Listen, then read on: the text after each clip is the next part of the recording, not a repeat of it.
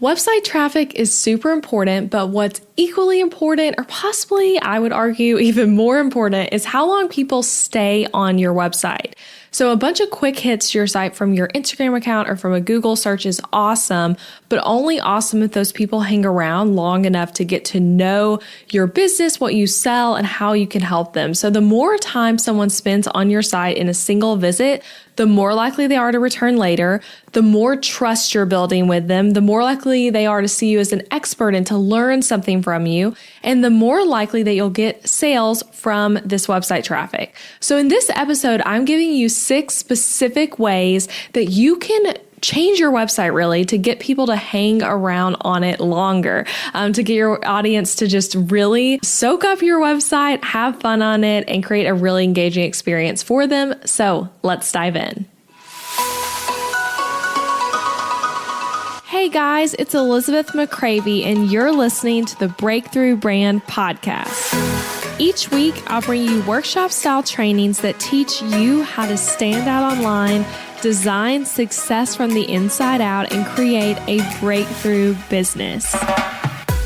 It's time to turn viewers into raving fans and design the business and life of your dreams. I'm so excited you're here.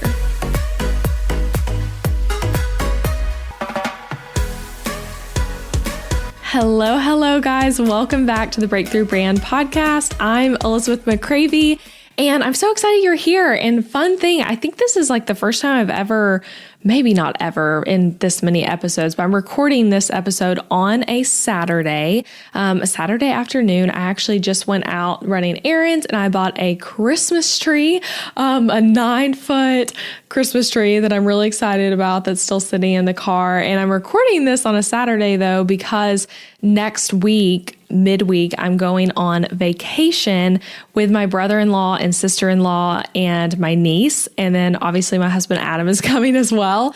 And we're going to the Outer Banks of North Carolina. And so I'm really excited about that trip, but I'm like, I got to get some of this stuff ready so that you guys have a podcast episode and that my team can prep everything for this one for while I'm gone. So I'm really excited about this topic, increasing time spent on your website. So important and something that I think we often don't talk about or think about enough. We're like, let's just make it a pretty design. Let's just make it a good copy and leave it at that. But there are other things as well that contribute so much to the user experience, to how long people stay on your website, all of that kind of stuff. So many of you listening, like myself, you don't have a storefront for your business. Your website is your storefront. You're truly an online business. I say that's true for the majority of you who listen to this podcast.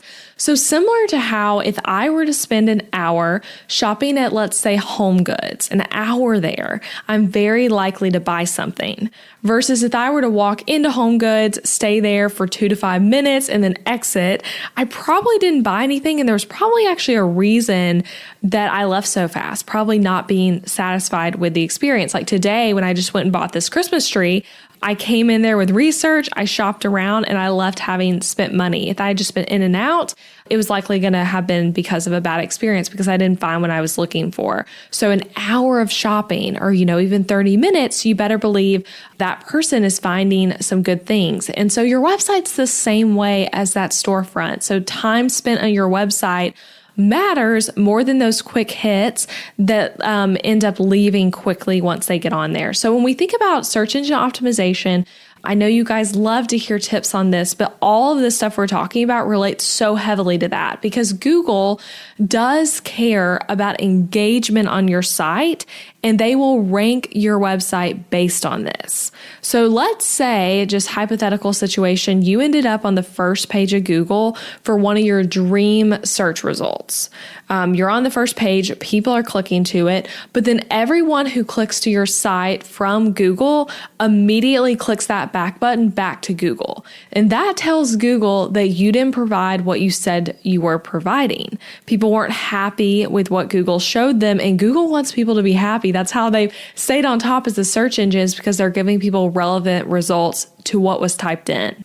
So if for your search, it doesn't feel relevant, or, if people are having a bad experience, it's not loading correctly, all these things we're going to talk about, and they click away, that's going to hurt your SEO. You're not going to be able to rank for that result anymore. Or if let's say you just have never even been able to rank at all, this kind of stuff is what's going to prevent you from getting there. So we want people to come to your website. We want them to stay a while, hang out, explore. We want them to sign up for things, to read your website copy, to click to multiple pages, all of that stuff.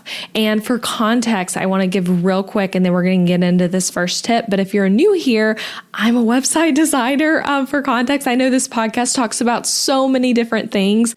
I consider myself a business strategist as well, and I love talking about marketing and, copywriting and so many other things besides website design. But I am a website designer and I sell website templates. So all of this is coming from that perspective of what works from my years of experience. I've served hundreds of clients now through my template shop and custom work as well. And so that's what we're talking about today. All right, so let's get into this first tip to increase time spent on your website. So, first of all, you should follow all common web standards and expectations people have when it comes to website design. And I'm going to completely explain that if none of that makes sense to you. So people will leave your website if it doesn't feel intuitive. And, the World Wide Web has been around for a while. We're all used to being on the internet at this point, and there are certain things that we expect a website to have, a website to do, ways we expect the website to act. And we as people really have no patience for when websites don't act the way they're supposed to. And you have probably experienced this as well. If it's confusing, if it won't load, if you're like, what even is happening here? I don't know what to do. You click away. So always assume that if your website is clunky or if it's not meeting what we're going to talk about, a common web standards, people really will just give up and they'll go somewhere else. So I love reinventing the wheel with some pieces of a website for sure, but there are also just common ways people expect things to work that you should abide by. So I want to give some common examples of this so you know what I'm talking about here. So your menu, if you have a menu on whatever page people are viewing on, it should be at the top of the page. If you're doing what we call a hamburger menu where you have to click it open in order to see what's inside, then it should look like those hamburger icons or say something to imply that it's a menu. If we just put some random symbol in the top right or left corner of your website, people aren't going to know that they should click on it. When it comes to hyperlinking text, when text is linked, it should be underlined or a different color or something changed to it in order for people to know that it's a link versus just regular text within a paragraph. Underline is the most common thing we see here to indicate that it's a link. Buttons, when we think about buttons on a website, they're typically a rectangle with text on it. If you suddenly make all of your buttons stars with another icon in the middle of it, let's say, people won't understand that it's a button they should click on. So those are just some quick examples. And if you just go and explore websites in general, just pick any website and go look at it, you'll see what I'm talking about. If there are just common things where it's we don't even think about it at this point, but we expect it to be this way. Some other things, this one's so huge, but your website should load quickly. And you are not a special snowflake in the sense of people are only going to wait so long for your website to load. Even if you were the first hit on Google, even if they're so excited to see what it is you're selling and creating, even if you were referred by someone to them, they're only going to wait so long. Your website should be mobile responsive, which means that it's set up really well on mobile for phones in addition to desktop, also working well for iPads and other types of devices. So much traffic now to your website. You can look this up in your own Google Analytics to see what I mean, but I'd imagine it's probably at least half of your traffic is coming from phones. So that means your mobile website design matters so much. And that's something I take so seriously as a website designer of trying to focus just as much, if not more, on the mobile design as I do on desktop. And something I really love about Showit in general, which is the website builder my templates work with, but also the way my templates are set up. When you're thinking about buying one, you're probably looking at it on desktop, but if you look at it on mobile, you'll see that it's also really beautifully designed, strategically designed, and everything is working really well on that end as well. So that's one thing, mobile responsiveness. Another thing, your website should not have tons of pop-ups that are hard to get to go away. That's so frustrating. And just the other day, actually, I was on a website. This was so frustrating. I really wanted to see what they had on the site. It was some news article, maybe. I can't remember exactly, but it had an automatic pop-up on the homepage, which, is pretty common. I don't necessarily agree with automated pop-ups immediately when you land on a website, which is a whole nother conversation. I've done a podcast about that, but I don't love it. But anyway, this pop-up comes up, and normally when, we think about what I'm saying here, common web standards, when a pop-up comes up, we can normally click it off with an X that's in the right corner or at the top center sometimes of that pop-up. Or sometimes it'll just say close somewhere, something like that, but we know there's a button to click it away. And normally, if we don't want to, we just click off the X and we continue scrolling. And this site's X was not showing up on my iPhone. I think it was there, but it was cut off in the way the website design was set up. And I have a normal iPhone, nothing like crazy junky phone or something like that could have created the issue itself. So I literally could not access the site, and I kept clicking back, going back to the page, the pop-up kept coming up, and I kept not being able to click it off. Super frustrating. I left and found another website, and I hurt that website's bounce rate because I was trying to go to it and I was immediately clicking off within seconds because the site wasn't working. So that's just a quick example, but adhering to what people expect on a website from a user experience perspective will put you in a great position to keep people actively engaged with your website. And not only engaged, but coming back for more. Like for me, when I think about that particular website with the frustrating pop-up, I'm like, if I see that on Google search results again, I actually remember what website it is. So I might be like, yeah, I'm not clicking that one. And if, in general, if you have a bad experience with a website, you're probably not going to go back to it. So that is my first big tip. Follow common website standards and expectations. Make sure everything is intuitive. All right, the second tip, create fresh content on your website frequently. So when it comes to your website, when we're talking about content, what I mean by that is blogging. And I think sometimes people think that just means you're just writing a blog post, multiple times a week or every week or whatever. It can actually mean podcasting, YouTubing, all kinds of things. And I talked about this on a podcast recently. I was on Rick Mulready's podcast, which seriously, go listen to it if you haven't yet. I love our conversation, and he is a client of mine and will be on this podcast at some point as well. But we talked about this, that blogging isn't dead. And I think a lot of times people say blogging's dead. And the people saying it are people who are making podcasts, they're creating YouTube videos, and they're doing other forms of content. And the irony of all of it is they are actually blogging all of that content to their website as blog posts. And so when people are discovering you on your website, though, here's why I really don't think blogging's dead. When people discover you on your website, they'll often click over to your blog to see what you're sharing there. And I know for me, many people discover this podcast through my blog on my website because we blog every single episode. So I am not only a podcaster, but you could also say I blog as well. And, I've podcasted now for over a year. We're getting close to 100 episodes, which I'm so stoked about. I cannot believe it. But even before podcasting, I had an active blog on my website since 2016. And again, I blog regularly now once a week with this podcast, and I do contribute blogging in those early years as a way I built my business. I built credibility. I built authority in the industry as someone who knew something about website design by writing about it. And I think blogging is so important. So even with podcasting now, I still blog. Plenty of people read the blog version of these episodes instead of just listening, or they'll listen even from the podcast player within those blog posts. So anyway, the point is content is so important. And when we talk about increasing time people spend on your website, I feel like it's almost just super obvious of how content can do that, because there's something to read, there's something to watch, there's something to engage in. At the end of a post, you can direct them to another post. When it's fresh content frequently, like even just a monthly blog post can do wonders because you have a reason to direct people to your website.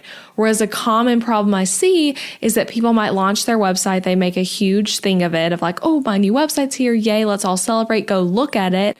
And then all of a sudden you don't have any reason to tell people to go to your website anymore. And so just sit stale because you're not creating any kind of content. So by creating content, you can guide people between posts and keep them on your website longer, whether they're reading, watching a video, listening to your podcast through your website, looking at your beautiful portfolio of a recent work you did as a designer or photographer, interior designer, whatever kind of work it is. It feels obvious. Again, you guys know content creation is important. So consider this. If this is something you're not doing and you're like, I want people to hang out on my website longer, consider creating more content. Maybe go write the blog post you've been putting off that you've maybe had, as a draft on your blog post forever. Go publish it. Create some fresh content. Okay, now for the third thing, 3 of 6. So use internal links and buttons to guide people along on your website. So I have a rule of thumb in my own business, and feel free to take this as well, but that in every blog post, I want to have at least a few. I don't have a specific number I'm sharing. I don't know how many we actually typically do, but at least a few internal links in every blog post. And an internal link is when you're linking to something within your own website, and an external link is when you're linking to someone else's website. So on top of that though, on my blog, if you go to read, like let's say the post for this episode, you can click over to it in the show notes, but there's a related post area when you scroll to the bottom where you can literally see other posts that are common to this one. And then there's a sidebar with more options to keep people engaged. All of my website templates are set up this way as well. They're set up so that you can keep people on the blog area and really pull them in with a blog post even, but then direct them to things like your service page, your about page, other categories of posts, all of that kind of stuff. So obviously with that though, internal links guide people around your website. So when we talk about blogging specifically, you want to have internal links in your blog post wherever it makes sense. And like we were saying in tip number 1, you want it to be obvious that that's an internal link. So like when you're linking text in your settings, make sure it's underlining it or changing colors or something like that so that people know it's a link.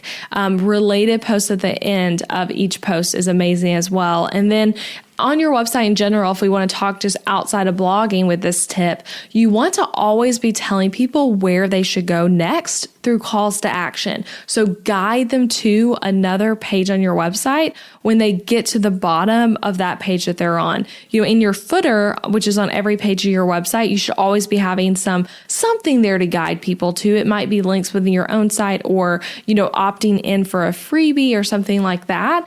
But even in addition to that, you can put a call to action at the end. So I want to share real fast for a few common website pages that many of you will have on your site. Some of these you definitely have, but many of them, and what you could link to as a call to action at the end of each of these pages. So on your homepage, a great call to action would be to your services page or to a specific service, or the page that shows the overview of all the different ways to work with you. On your about page, linking to your services page is another great one. Call people to action of have they enjoyed getting to know you on this page? Go check out ways to work with you. On your services page, since we just talked about that one twice, linking to your contact page or whatever it is that they need to do to start working with you is great. So if that's filling out your contact form, if it's an application, if it's a purchase page, whatever it is, linking to that. On your portfolio page, thinking of that similar to the service page, it's great to link out to that call to action to contact you about working together through your contact page or a call schedule page or whatever it is. So there's some quick ideas, but try to think about that within your own website of what action do I want people to take once they're done consuming the content on this page? Always be telling people what you think they should do next. And, that's what we mean when we say calls to action. But it is people will do whatever they want to do, but it is helpful to say hey, you just consumed this content. Here's where to go next. You consume this. Here's where to go next, and just guide them along on your website as if it is a journey. So that's the third one. Use internal links and buttons to guide people around your website. All right, number 4. I really love this one. Also, I should point out here, these are in no particular order, just literally the order that I thought of them in when I was outlining this, but I really love this one. So focus on writing excellent headlines and then deliver on those headlines. So interesting fact here, and I can link to this source in the show notes, but 8 out of 10 people will read your headline, but only 2 out of 10 people will read the content under the headline. How fascinating is that? So the interesting thing about that is that you could have the best content ever, the best blog post, the best about me section, the best description of your service, the best sales page, whatever it is. But a bland headline will mean that's not read, not heard, not seen, whatever it is. And, when we say headline means like the top section of text, or also could be the title of a blog post or podcast episode if we want to think about it this way. But it's really whatever the main thing of that section or page or whatever it is. And an example from podcasting that I think is really interesting, and it makes this point so clear, but we've all seen podcasts where the title just doesn't interest you at all. And so you don't listen to it. Like, simple enough, you don't listen to it. Or, a blog post where the title's not interesting, you don't read it. Same with YouTube, same with a page on a website. And with podcasting specifically, something that always sticks out to me is when there's podcast episodes where the title of the episode is just the guest's name. So it's like so-and-so and so-and-so, that's just all the title is. And that totally works for some people. Like, I've seen people where it's like, all of your podcasts are titled this way. You've already built up an audience, or the guest is really noteworthy. So like, just seeing that person's name is enough for us to want to listen to it. But if you see that and you're like, I don't know who this interviewer is, I don't know who the guest is, then you're probably not going to listen to it. And it could be amazing conversation on a topic that you're super interested in, but you might miss it because the title tells you nothing about why you should listen to it, why you should consume this content. So the same principle goes for all content, even down to your about page. When it starts with, as an example, this is my pet peeve of website design, FYI. But when you have an about page or any page on your website that starts with, "Hi, welcome to my website. I'm so glad you're here. Thanks for popping in. So incredible you're reading this." It's like, just get to the point. People will click away. That's not a great headline. So master your headlines is the point here. Focus on that. Test out different headlines on your website.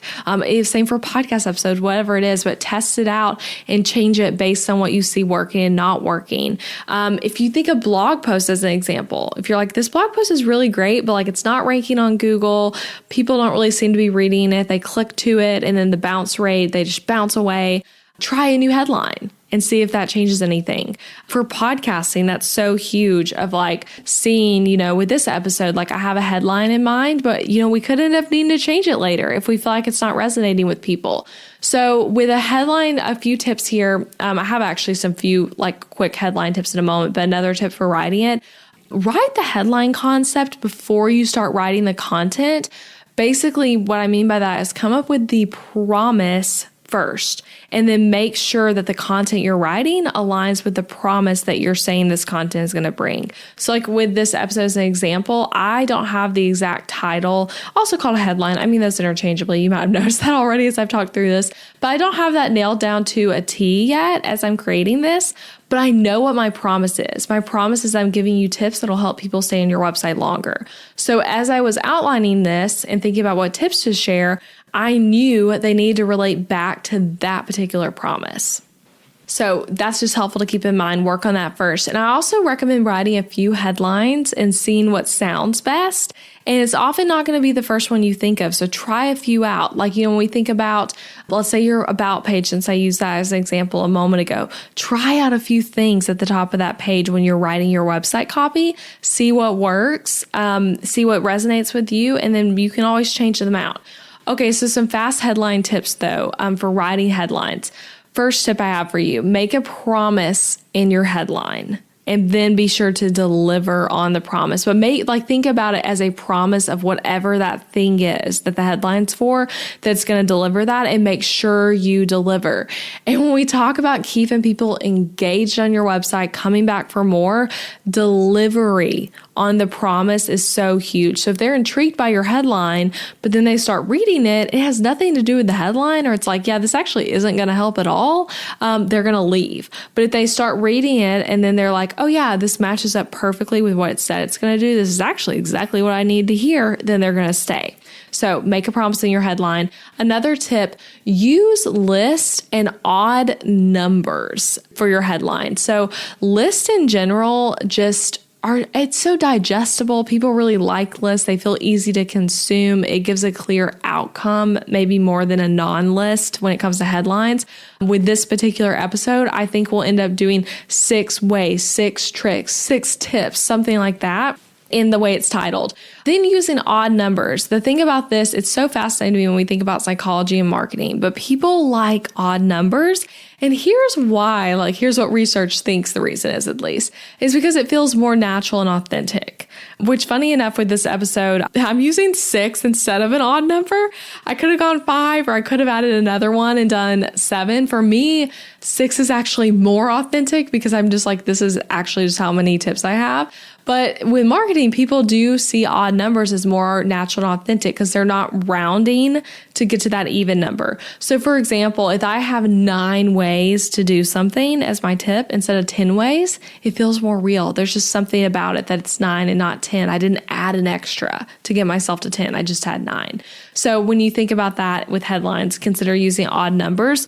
Also, write the number as the number, not written out as a word. It resonates more with people just to see the number itself. And with lists, another people really like lists is that they're easily skimmable. So people can read the headline for each of the 5 things within the list and then see which one of these do I actually need to hear and skim around as needed. So anyway, headlines are so important when it comes to your website. It's important for keeping people on the site. Great headlines are going to encourage them to read what's underneath it in every little section of your website. Whatever it says above the main body of text, if it's engaging, it'll keep people around more. And I do feel like I need to point out right here, I have a guide on writing headlines that you can get on my website. It's a freebie. It's kind of like Mad Lib style, and it's 11 headline formulas. So it's like plug and play with examples of here's exactly how to make this headline work. And you just enter your content into it. And so definitely check that out as you're writing your website copy, especially any sales copy is what's really going to work well for.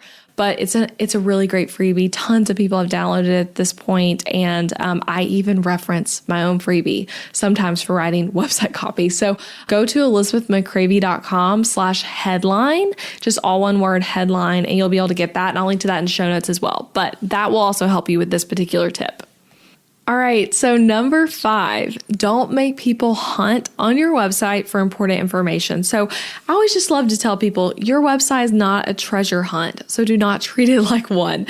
Don't waste people's time. Make things easy to find, easy to navigate around. And this kind of feels similar to what I already shared in tip number 1. But finding information that should be expected on any particular page should be easy for the user. Don't leave them guessing. Don't leave them hunting. Tell them what they're there to find. So as an example, let's say someone's on your service page and they're just like, I just want to know what the availability is or how much it should cost or whatever it is, a range of something. They shouldn't have to hunt for it stuck in the middle of some paragraph. A big one I see often of people just totally missing on their website.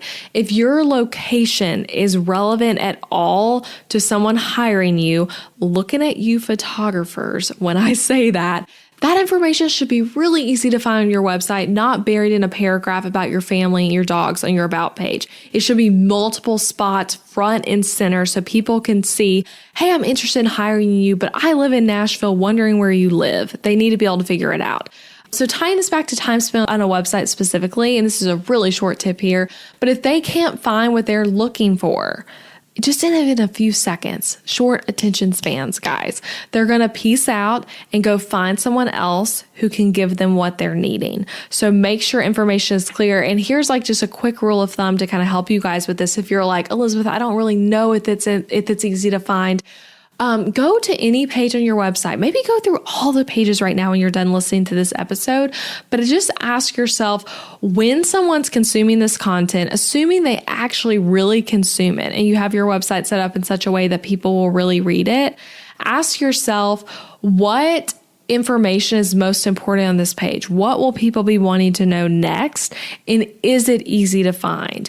Seriously, you guys, price is a great example on service pages, application pages, all of that. If you're not going to tell people the price yet, maybe make that obvious somewhere that they have to schedule a call with you to know the price or whatever. But don't make people hunt around for that stuff. They don't want to have to hunt around for it. Okay, so my sixth tip, and then I'm going to recap all the tips with some questions to help you like really just think about your own website. But the sixth tip, use engaging design. Now, you didn't think I could talk about spending time on a website without mentioning great design, right? I'm saying this one's the last one, but this really would be like number one in my mind if we were going through these in levels of importance. So I want to tell you some reasons for this, but going back to short attention spans, usability, all of it. Great design is so key. And even if you're like, I don't think of myself or my audience as a group who cares about design. And that might be totally true. You might be like, my audience doesn't care if the fonts are all pretty and the colors are awesome or whatever. This still matters. And they care in a different way than you might even be thinking of because they care about the experience anywhere they're going to stay a while. So like to kind of bring restaurants as an example of this, you probably don't want to go out on a nice long dinner date at Hardee's or spend your whole evening in a Taco Bell. Maybe you do, but I'm guessing you probably don't. But a better experience of a place you could hang around a long time with beautiful interior, fine food, great service, comfort, etc. All of that is going to make you want to hang out longer. Websites are the same way. When it's beautifully designed, when it's a great user experience, people are going to keep coming back for more and they'll stay around longer.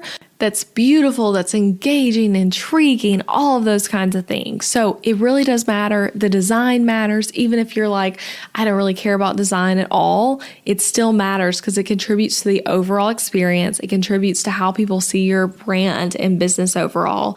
And even like another thing, I don't have this in my notes, but thinking about it right now, when we talk about the concept of building authority and how that's something that helps people come back to your website, again, like thinking about Google search, it's like if we click over to your website and it really kind of sucks, people are not going to see you as an authority on whatever topic they searched for, and they might just click away. Like this person doesn't have the answers. They clearly don't because of the way their website looks, right?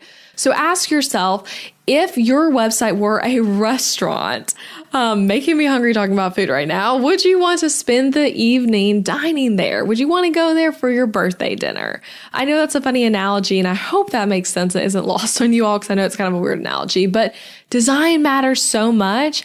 And it really ties into everything when it comes to your website. Like, I feel like I don't talk about design enough because to me, sometimes it feels so obviously like a solution to so many website problems, like just having better design. But I know that it's not necessarily that obvious. It's a piece of all of these pieces, but it's one that matters so much. So that's my last tip. Use engaging design, make sure it's beautiful, and then people are naturally going to want to spend more time on it. So I want to recap all of these. I'm going to recap them question style. And so if you've been maybe multitasking, listening to this, maybe you're driving at the gym, maybe you're working. I know a lot of you guys say that you'll listen to this podcast while you're doing like editing your images as a photographer or maybe designing a website, some things like that where it's fun to listen to something in the background. I want to ask you for a little bit more focus real quick and really think about your answers to these questions, and then it'll help you kind of know which of these tips should you take action on, because I know 6 is a lot and we're all busy and you probably don't want to like go necessarily pay attention to all these on your website right now. So ask yourself with all these questions where you stand on them. So the first one, are you following expected web standards for user experience? Does your website make sense? Do people know what buttons are? Do people understand where the menu is? Is it intuitive? Or alternatively, is your website maybe hard to navigate and confusing to the user in some way? Second question, are you creating content on your website through a blog? That one's an obvious yes or no. Like, when was the last time you blogged a new piece of content? Are you giving people a reason to pop back up in your website to see what's new? Like, are you talking about it? That's a great idea right there of just on Instagram, on your email marketing, whatever, direct people back to your website, find more reasons to do that. But then my question here of like following up on that is your website the same as when you first launched it? Like, has it just not been updated in forever? Or are you creating fresh content? If you're not, maybe make a game plan for creating a blog post soon. Third question, are you linking internally within your blog post? And then do each of your website pages have a clear call to action of another page the person should visit next? So make sure you're linking internally and then just throughout the whole website, directing people to hang around longer. Hey, go here next. Hey, go here next. Just those subtle call to actions, or not so subtle as well, but just calls to actions throughout. Fourth question, are your headlines smart and well thought out? Then with that, are you delivering on the promise in the headline? Maybe some of your pages where you're like, I really want people to be on here more, but they're not. Looking at your Google Analytics is a great way to get some insight into all this, but consider changing up some of the headlines, the titles, the big pieces of text that are basically helping people decide if they're going to read what's underneath it. So are your headlines smart and well thought out? Fifth question, is the important information on each page easy to find, or do users have to hunt it down? So think about, again, I already kind of asked this question, but on each page, what's the information that matters the most? Is it easy to find, or is it stuck in the middle of a paragraph? Make sure it's easy to find. And then the last question, is your site's design engaging to the eye? Does it make you want to explore more? Does it make you want to hang out? Is it fun? Or is it kind of stale? And you're like, I don't even think I'd want to hang out on my website. Why would I expect my ideal clients to? So those are the 6 questions and the 6 tips to increase time spent on your website. I really hope you enjoy these, and seriously, fixing these things up. I know it's a lot of information, but maybe re-listen, look at the blog post for this episode if you want to kind of rethink some of this and see which ones you need to focus on. But keep these tips, help people keep coming back and really engage with your content while you're there. And I do feel like I cannot end this episode without saying this. But if you're listening to this live or semi-live, my big Black Friday sale is going to be happening soon, and I'm really stoked about it. It's a great time to get a new website if you're thinking I need these tips. I need something needs to fix here. Starting over with a really strategic, well-designed, well-thought-out, experience-wise, user experience-wise, all of it. Website can be huge for your business. So definitely check out my website templates. They are set up to match all of these things for you and to make these things easy for you. So you still have to do the work. You still have to write the blog posts and things like that. But from a design perspective and a strategy perspective, they're set up so that this stuff of people spending more time on your website, hanging around longer, finding you on Google, all of it can naturally happen. So definitely check those out. Take the website personality quiz if you haven't already. It's at elizabethmccravy.com/style. And that'll put you on my email list. You'll get details about the sale when it happens. And if you're listening far into the future, go take the quiz still and get information about the website templates. Feel free to reach out to myself and my team with any questions. We're here to help you find the perfect website for you and your business. So hope you guys enjoyed this, and I'll be back next Tuesday with another new episode. All right, bye you guys. Thank you for listening to the podcast this week, friend. I appreciate you being here. And hey, if you enjoyed this episode, I want to tell you about something. I would encourage you to check out my website template shop. Over on elizabethmccravy.com, you'll find Show It website templates, and they are easy to use, strategically designed, and created to help you book more clients and customers. Maybe your current website is really boring. I don't know, maybe it is, and maybe you don't want to hurt its feelings, but you know it's true. And your website needs to be strategically and intentionally designed in order for it to convert your viewers into raving customers. And that's what these website templates do on MShop. These are pre-made website templates built for the Show It platform where you can plug and play your content into the template with ease and then get started with a website that is made to actually make you money. Isn't that what we all want, right? So go shop the templates at elizabethmccravy.com/shop. That link is also in the show notes. And don't forget that you can actually subscribe to this podcast wherever you're listening so that you never miss an episode. And I would so appreciate it if you left a rating and review for the show on Apple Podcasts, or even just share it with a friend. It's a great way to support the show and then give us your feedback. So thanks so much for listening.